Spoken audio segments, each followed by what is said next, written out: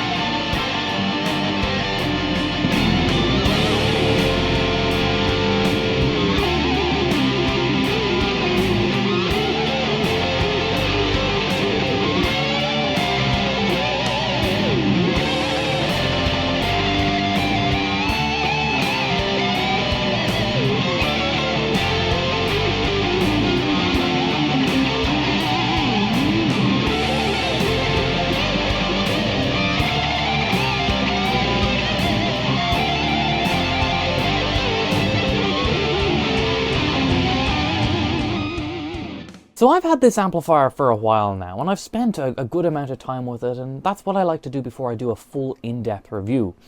But I've spent so much time with it that I've actually kind of fallen in love with it. I don't want to see it go. So much so that I've worked out a deal with Zuta to where I get to keep this amplifier. So full disclosure, Zuta have given me this amplifier. But that's not going to stop me from telling you about the positives and the drawbacks of this amplifier. It's not really negatives per se with this amp, but there are trade-offs, and we'll cover those as well as the positives. So let's start off with some specs of this amp. The GBG 120 is a 4-channel 120 watt rack mount valve amplifier which runs off both EL34 and 6L6 power tubes at the same time, or it can run off them individually. The first thing that makes this amplifier stand out physically is its form factor.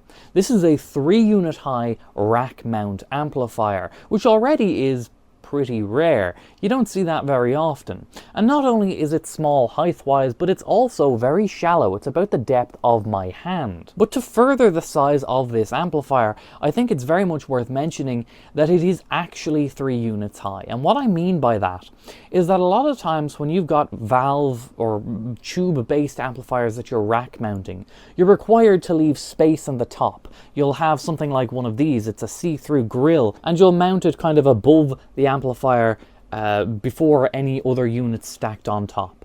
And you do that so that there's ventilation on the top because it's going to get warm, it's going to get hot. With this amplifier, I don't think that's necessary.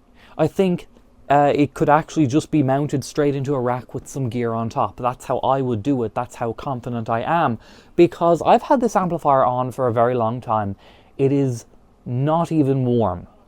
It is very, very cool, and that's thanks to the fan inside this amp. In the back of the amplifier, there is a high-quality Noctua fan, and it's pulling cool air in the front of the amp through these vents that you can see on the front, all the way through over the hot valves and then out the back.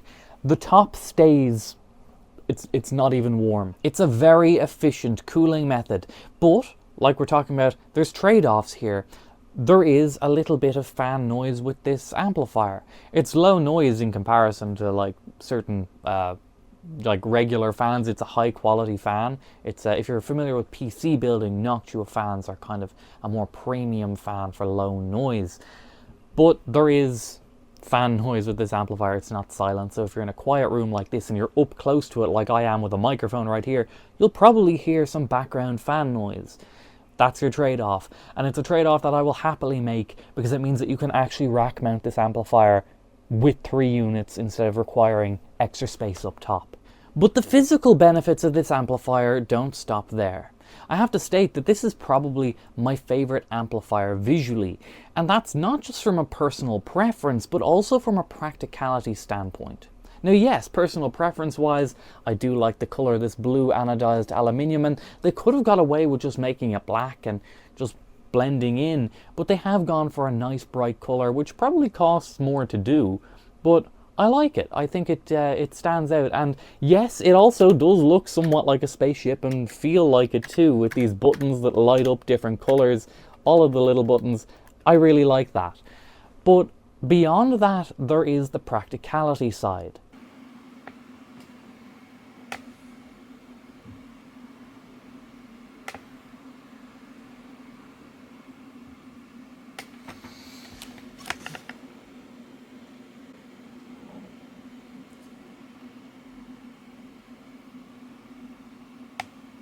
Each of the 4 channels and solo section are all physically and visually separated from each other, meaning that the 27 knobs and 28 buttons on this amplifier don't get confusing. That's important, because everything that's adjustable on this amplifier is found on the face. The only thing on the back of the amp is the speaker outputs, the foot switch out, and the effects loops. That's right, I said loops.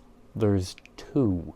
Now, if you didn't already know that the designer of this amplifier, Bascom Zuta, comes from a producing and building studio background, you would once you came in contact with the features of this amplifier, because it makes so much sense for a studio setting.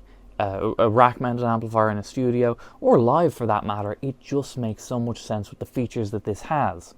But before we get into all those many features, we should address the elephant in the room: the price. This is an expensive amplifier. There's no getting around that. In the US, this comes in at $3,999, and in Europe, it comes in at €4,599, including VAT. It's expensive. It's up there in price with Soldano SLOs, both head and rack mount. We're talking about rack mount Mesa Boogie Mark 7s and Mesa Boogie John Petrucci's, as well as the higher end hand-wired Friedmans. That's all within the price range of where this amplifier sits. So that's its competitors. And in a review, I would normally factor the high price as a negative.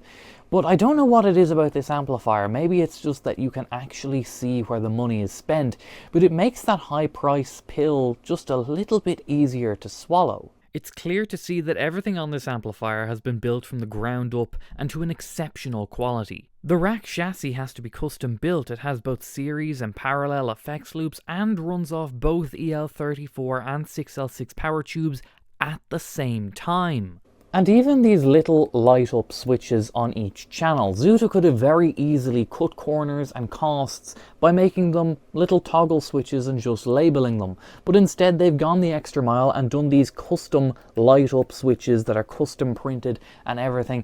It just gives it an extra air of quality and R&D. You can see where the R&D is on this amplifier. They haven't even cut corners on the corners. These rack ears on the amplifier are doubled up in thickness to give extra strength so that they don't bend when mounting, which is a common enough problem on heavier rack gear. That's not going to happen with this amp. Simply put, this isn't a Plexi clone, which, as good as they might be, just don't have the same amount of features as this amplifier has. And, I mean, the closest competitor is probably the Soldano SLO rack mount, which is more expensive and does have less features than this amp. And speaking of all these features, we should probably dive head first into them. There are 4 differently voiced channels on this amplifier, and each one has the same 5 controls: volume, gain, bass, middle, and treble. And then each channel has 4 different smaller buttons that do different things depending on which channel it is. Channel 1 is primarily a clean channel, but it does have a lot of range on the gain knob.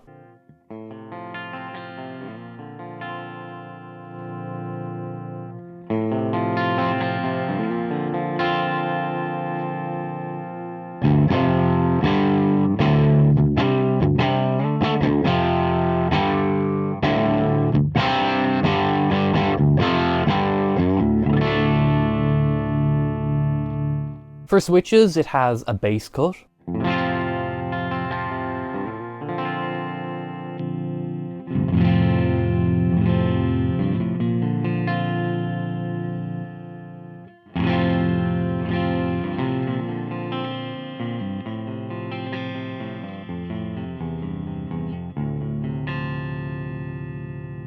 It has a gain boost.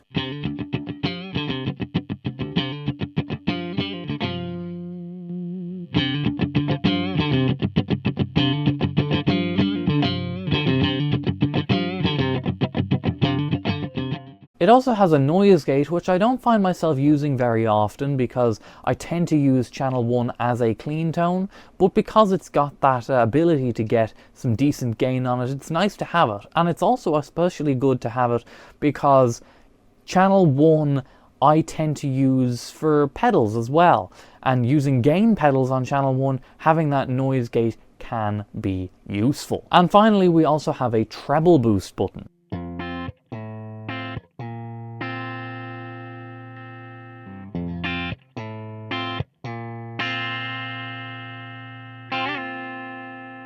And these features can be applied in any combination you'd like. So for example, I tend to favor having the bass cut and the treble boost on at the same time. I find it gives just a little bit of a different sound.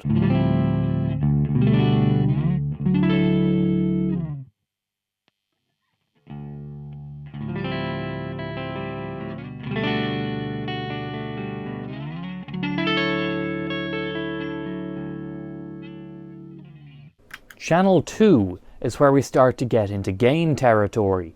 It can be anything from low to pretty high gain.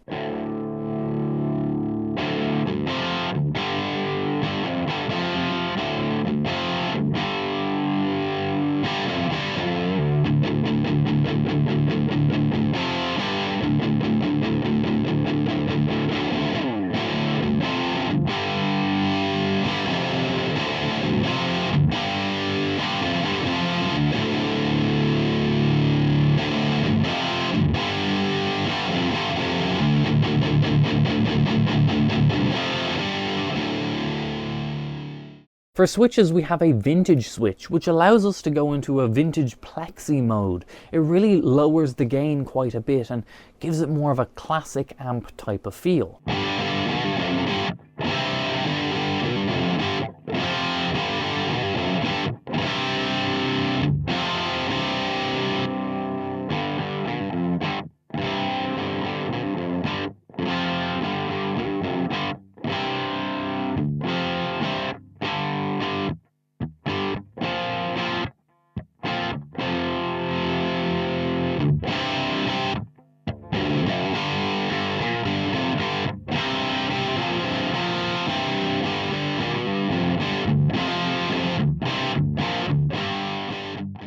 I really quite like that. It's almost like having a different channel within the channel. But the next switch we have is a gain boost. That gain can, if you really want to get high gain, because gain 2 is voiced differently from the rest, it's nice to have that gain boost if you want that really high gain on gain 2 with the gain 2 voicing.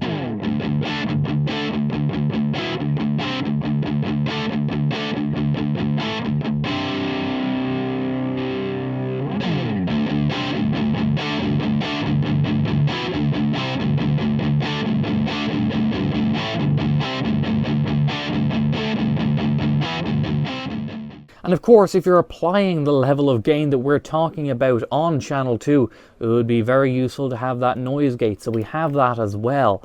And that will cut out a lot of that extra hum and buzz.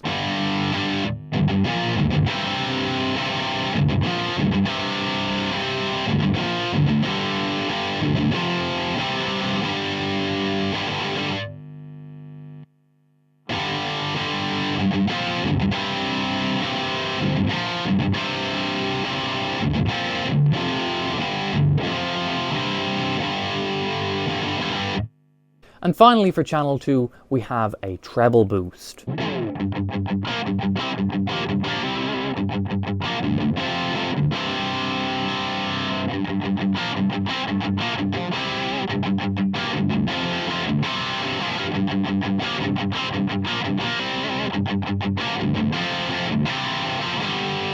Channel 3 is where we start to really get into the high gain of this amplifier.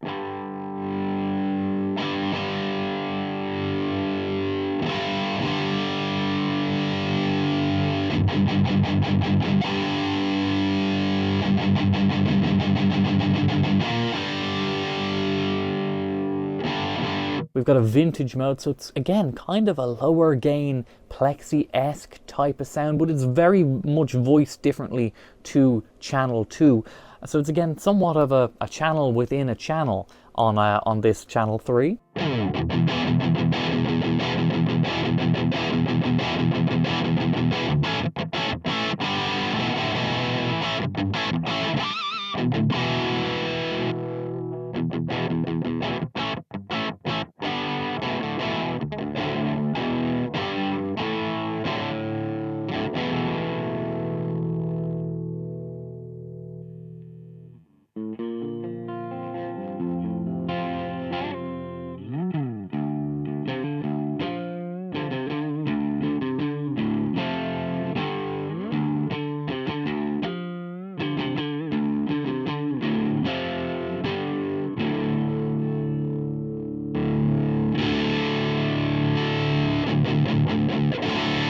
And if you're still not pleased with that searing gain on channel 3, you can add more with that gain switch.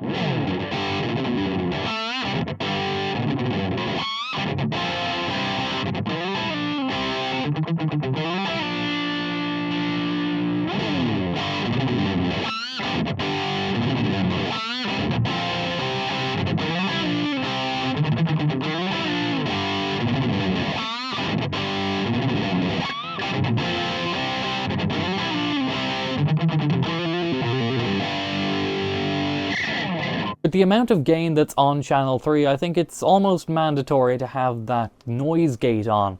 I'm very thankful that it's there because it cuts out a lot of extra noise. Very, very useful.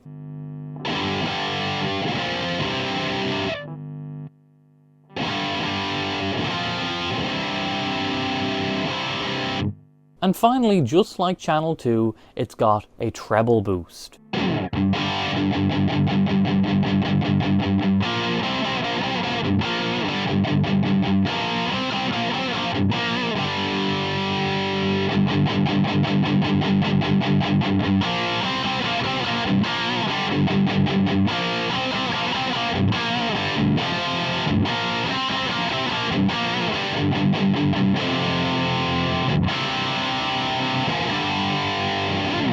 Channel 4 switches are quite a bit different. Now, channel 4 comes in, I mean, it is a very, very high gain, very modern sounding, very tight, very saturated amp sound to begin with.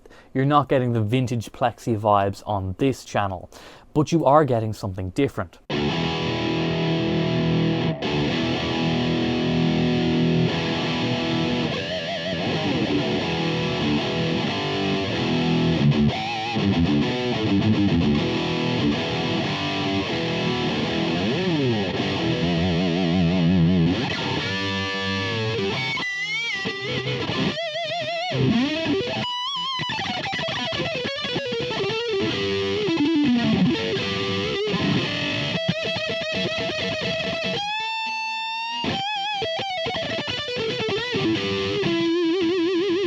The switches on this amplifier start off with a bass boost, which is very different from the other channels where it's a bass cut or it's a treble boost.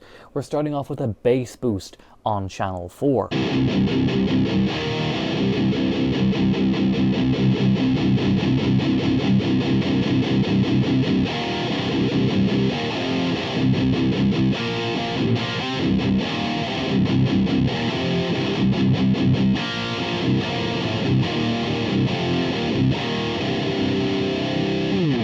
And then, very much unlike the other two channels, which switches that are for vintage modes, allowing it to sound somewhat like a plexi, channel 4 has a modern switch, which really tightens things up and makes it, I think it's very much good for chugging.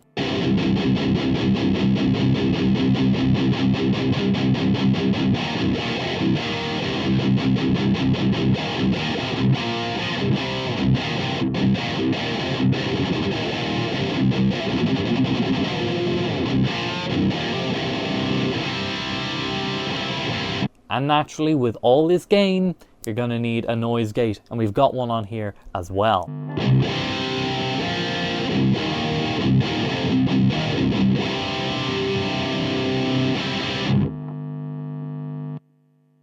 And then the final of the 4 buttons on channel 4 is a mid boost, which is quite interesting. You can kind of use this as it's almost like a lead setting in itself, channel 4, with that mid boost on. Cuts through a mix a little bit.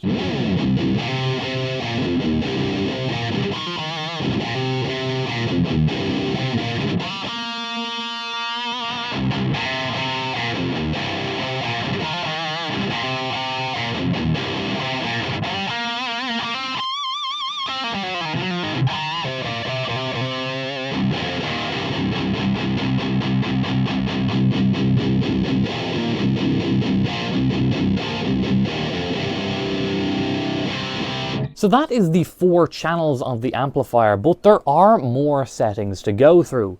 We've also got this solo section on the amplifier, and this can be applied to any channel that you're on. So the solo section is a mixture between master controls for the amplifier and then controls that are just applicable for when the solo section is on. We've got a master presence and a master depth knob. And these are really for tuning the amplifier to whatever cabinet you're using. You know, if it's a bit more bassy, you'll roll down the depth and maybe up the presence a little bit. And I should mention at this point that everything that you're hearing is the amplifier run through a 2-notes Captor X with a Marshall 4x12 George Lynch impulse response. The other master control in this section is the master volume for the amp itself, because this is a 120 watt amplifier. It can be quite loud, so we're turning that down quite a bit, but it very much has the volume if you require it. And that's the master section. And then you've got volume, and that's just for the solo section. And what that means is, because you can use the solo section with any channel, you could be on channel 3, and then for your solo, you turn on your solo section, you've got the volume a little bit louder, it's going to boost your solo for that live scenario. And then finally, of the knobs on this channel, we've got a mix knob. And this mix knob works in conjunction with a couple of these buttons as well. It is the mix knob for the effects loop, and it has 2 functions really. Just as it is, with no buttons engaged, that is the level of your effects loop. But then we've got this switch here. It's got 2 lines, and that's for parallel, because right now, with that out not engaged, the effects loop is in series, which is what most amps effects loops are. But this parallel setting allows for when you've got an effect, maybe an old vintage effect that doesn't have mix itself, and it's just a pure wet effect, and you can mix that into your amp tone. It's very, very cool. For an example, I'm going to use a DD500, and I'm going to turn off the dry sound so it's just all wet, and then we're going to mix it in to the amplifier, and you'll hear the difference. Okay, so I've got the Boss DD500 in the effects loop of the GBG 120, and I've set it to kill dry, which means that there's no, like the first note that I'm playing, the dry signal that would normally come out of the pedal is not coming out. You're just getting the repeats, the delay repeats, and that means that when the amp is not in parallel mode for the effects loop, it might actually look like the audio that I'm playing is not synced up, but you're just missing the first note. For example,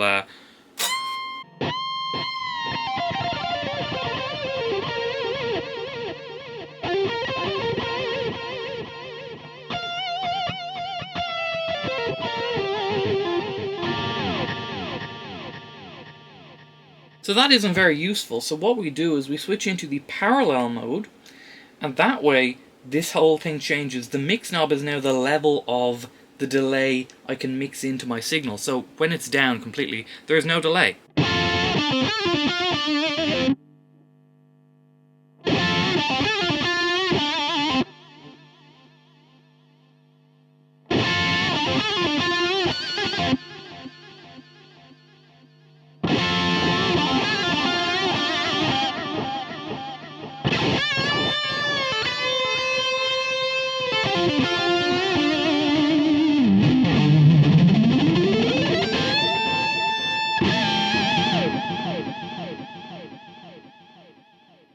Now we started talking about the buttons a little bit, so this section has a mid-boost section as well, and I believe that that's a master mid-boost. So whether the solo section is turned on or not, you can mid-boost the amplifier with that.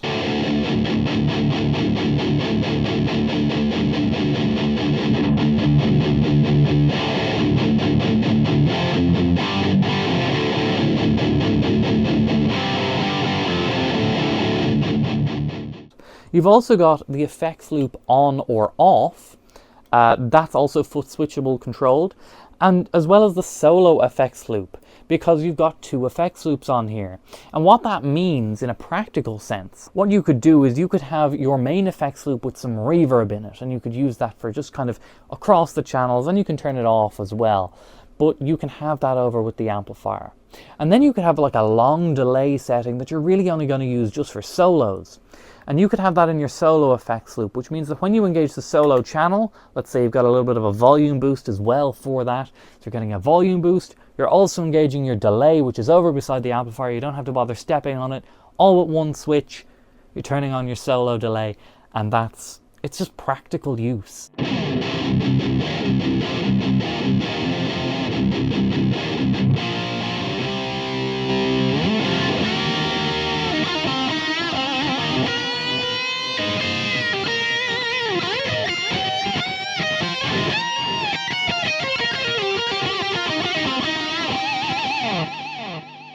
And then lastly, on the face of the amplifier, we've got the standby selection, but it's a little bit more than just the standby, it's also the power amp selection. So you can have standby, you can have AB.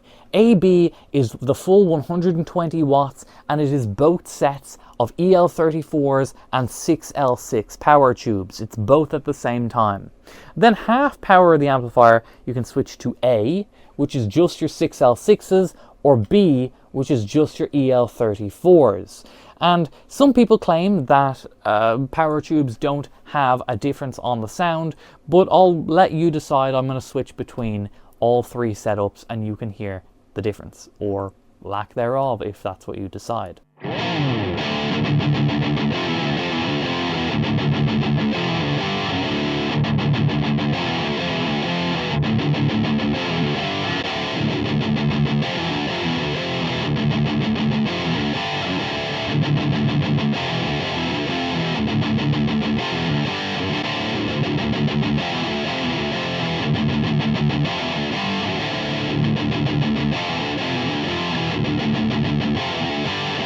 And to top it all off, if you didn't think this amplifier had enough settings, enough options, you've got this little switch here, and it's the GBG switch. This is the Zuta GBG 120, and with the GBG switch, it engages diodes for channel 2, channel 3, and channel 4. It's kind of like having an overdrive built into the front of the amplifier. It's boosting all of those channels with a little bit more gain, just changing the overall sound of the amplifier. It's just giving you more options.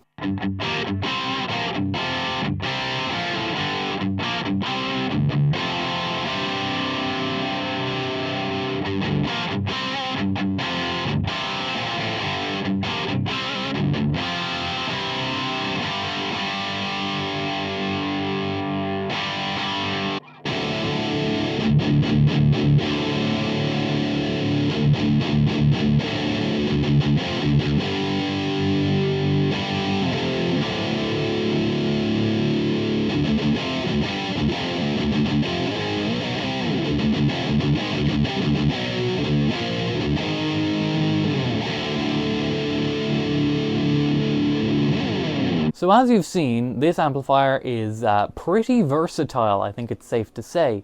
You know, I call this the most versatile amplifier ever, and it's kind of why. If my maths is correct, which I'm not too confident on because it's not my strong suit, but I think just including all the options with all the buttons and the multiple combinations there are of them, as well as the different selection of power tubes and then the GBG mode, all of that, I've come to a calculation of at least several hundred different variations in tones on this amplifier before you even turn a knob. It's just with button presses. Which, as a side note, probably makes this amplifier somewhat immune to profiling or capturing, because you'd have to capture it hundreds of different times before you even turn a knob. It has got so many options, which is just very impressive. But I said I'd talk about the negatives or the drawbacks of this amplifier, and there's really only one, and it's a trade-off. Like I was saying, it's more trade-offs than anything else. You're trading one thing for another because you can't have absolutely everything, although this amplifier is very much trying to give you absolutely everything. and it's the switching of the channels. Let's talk about the different ways. For one, you can do it probably my favorite way, which is just physically clicking on the buttons. These are such high quality buttons, and it feels really tactile and good and nice. That's a nice way to do it. The second way to do it is with the amp's foot switch that is provided with the amplifier, and there's a few things that I quite like about this foot switch. For one, you've got the 4 different channels, and you've got a solo section to turn on, as well as the effects loop button. You can turn the effects loop on or off with the foot switch as well. It's also the form factor. This is a high quality foot switch, and it's also not bigger than it needs to be. Yes, you've got a lot of switches, but it's not really thick and wide. You can kind of put this on one rail of a pedal board. It's a nice form factor. The other thing I quite like is the foot switch connection. It is with an XLR cable, which I've never seen on an amplifier before. And I think there are some very clear benefits for it. For example, if you forgot your foot switch cable, there is a guarantee that there's going to be one at the venue. A sound guy will have an XLR that you can borrow. And if not, there's a guarantee that a local music store will stock a long XLR cable. They're very, very common, probably one of the most common cables that you can get. So having that for your foot switch cable is a good thing. But what's the trade-off that I was talking about? Well, this amplifier doesn't have internal Midi. Now, Midi control is what is used, it's kind of the universal language among digital devices that can change patches and change controls, channels and such with one click of a button, and it'll change with all the devices. So for example, you would tell this Boss DD500 that you want channel 1 on this preset, and then you want to change to channel 4 on this preset. Now how did I just do that? Well, through Midi. The thing is, it's not internal Midi, but external Midi. So this is the Zuta Enigma. This is the external Midi box that controls the GBG 120, and this is just the prototype of it, the proof of concept. I understand that the finished products are very close to being done, but this is just so I can show you on video with the 3D printed case. Now, how does this work? Well, it's completely phantom powered by the XLR cable, and how it works is you have your Midi in and your Midi through on the side, so you plug your device into the Midi in, and then out of the external XLR into the amplifier, and that's it. But this box has a couple of extra features which I really do quite like, and I think that it's worth the trade-off of having this external from the amplifier. The first thing is that you avoid having really long Midi cables. You mount this little box on your pedal board beside your Midi device pedals, and you can send the XLR to the board, which means that if the XLR breaks or it's run over or something on the stage, or let's say you just forget it, you will always have that ability to borrow one at a venue, or you will have a 100% confirmation that any local music shop will have an XLR of a decent length. You won't have that same thing with Midi cables. Midi just is not as common in music stores, at least I haven't found them to be. I have actually found myself in the exact position of trying to buy a Midi cable of a certain length, couldn't do it locally. So on a tour or something, that could be a factor. With the XLR, it gets rid of that factor. So I do think having the Midi externally is beneficial for anyone based off a pedal board. The drawback would be maybe if you were controlling Midi with another rack unit, it's just an extra step because you wouldn't need a particularly long Midi cable to begin with. But here's another trade-off and another benefit for another type of person, or actually a couple of other type of people. You might notice here beside your Midi is you've got a USB connection. And that USB can go to a laptop, meaning that you could have this amplifier controlled via Midi beside a laptop. With click, some bands use click to control pyrotechnics and lighting and just general staging, and it can also be controlling the amplifier as well. You've got this little box beside your computer. And another thing that you can use the USB for is Zuta have just shown me they've developed a software. I think they still are working through it and developing it, but they've developed a software which you can control the GBG 120, which by the way is a completely analog device with Midi on a computer. So they've got an application that you can switch the channels with. So if you're in a studio, you could send USB, Midi over to your amplifier from your setup and change everything and change channels. There's so much more that you can do with the external box than you could do with the internal, because many people don't want a USB in the amplifier, you know. Having it externally is kind of beneficial in that regard. It's not going to be for everyone. It's a trade-off, but I think it's a trade-off that some people will be very happy to make. So I've demoed kind of the channels, but I want to show you how I would use this amplifier in a setup that I would do. So let's get to that. Okay, so I'm going to show you what sounds I would run this amplifier at, just like so that I don't have to adjust anything. Each channel is its own thing for me. So the first thing I would do is I would have on channel 1, I would have the bass cut and the treble boost on, and I would be boosting the volume a little bit, and I'd probably go to the neck pickup and I would get a tone that sounds something like this.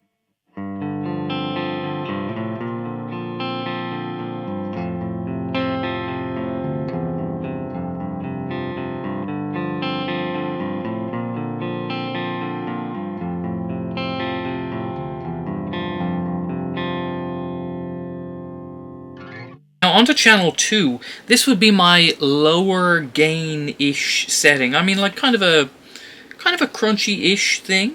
I would have the vintage setting, and I would have a treble boost on, and I'd have the gain maybe around here, and we'll see what it sounds like.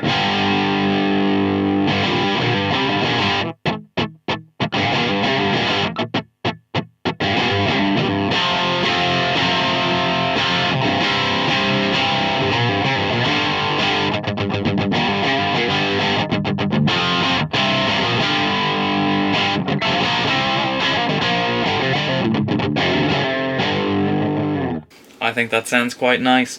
Then on channel 3, that's going to be your main, or at least my main, rhythm tone. The heavier side of rhythm. I'm going to have the noise gate on because I do have a bit more gain on for this channel. And I think for this guitar anyway, I'd have the treble boost on, and we'll hear what it sounds like.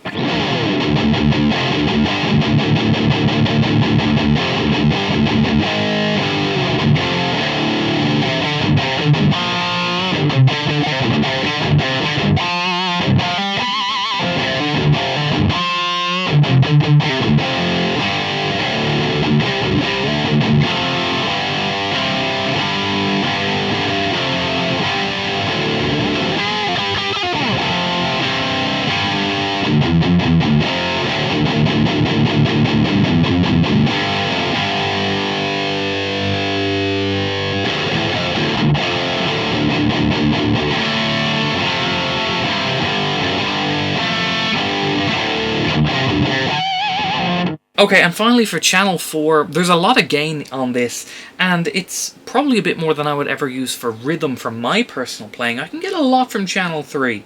So for channel 4, because it's got that huge amount of gain, that saturation, that thickness, I'd be using this for my leads. So in conjunction with the solo mode, I would have the DD500 duct delay, vintage digital delay on that, and just for the solo, and you'd hear it. So it just shows up there. So let's hear how it sounds.